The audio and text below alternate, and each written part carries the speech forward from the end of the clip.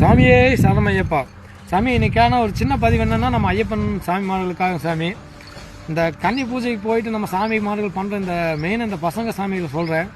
இவங்க பண்ணுற மிஸ்டேக் என்னென்னா, நம்ம மாலியூர் சாமி இருக்காங்கன்னு சொல்லி அதிகமாக சத்தம் போட்டு பாடுறதுங்க, கை தத்துறது, சாமியே நல்லா கும்பிடாமல் அவங்கள பார்த்து அவங்க முன்னாடி சீனை போடுறது, பயங்கரமாக இது பண்ணிட்டு இருக்காங்க. அவனை நல்லா யோசிச்சு பாருங்கள். நீங்கள் இருக்கிற பூஜையில் யாராச்சும் ஒரு சாமி இந்த மிஸ்டேக் பண்ணியிருக்குங்க.